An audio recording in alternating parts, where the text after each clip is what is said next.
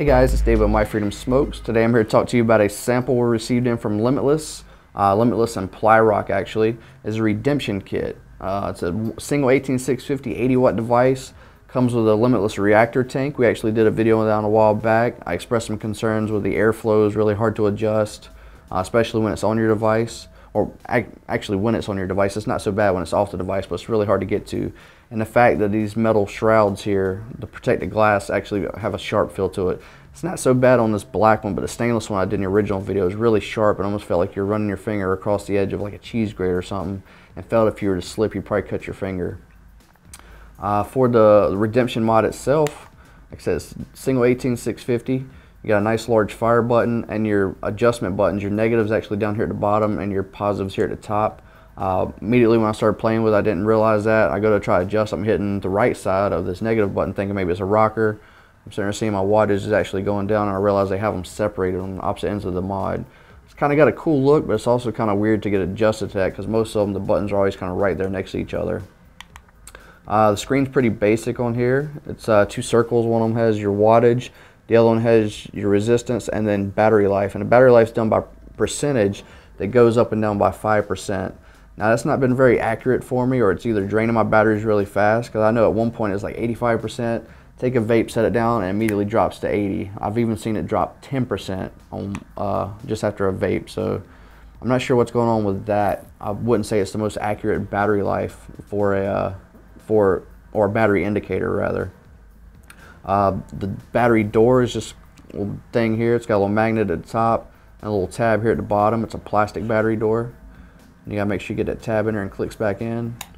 But overall, it's a good looking device. I just don't like the way those buttons are kind of spread. I just feel it's kind of awkward to get used to using them that way. The reactor tank, we've already had my thing about that. Good flavor on the tank, easy to fill.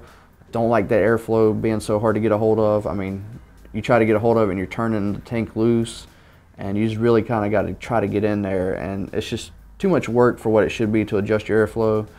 Somebody here pointed out that may have been by design, kind of set your airflow not to worry about it being bumped and moved.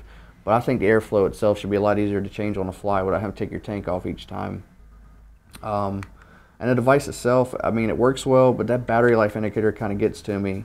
And the fact there's plastic parts on there makes it feel kind of cheap. It's got a good look to it. Feels good in the hand, but just being that it's plastic and that battery life are really big downsides for me on this. I'm gonna have a vape on it on that reactor tank. The coils in them are a 0.5 for 40 to 80 watts, and I'm doing 55 watts on it.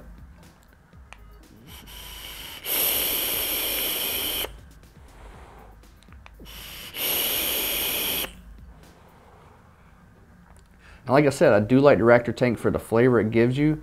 I'm just not a fan of some of those little issues I said about it.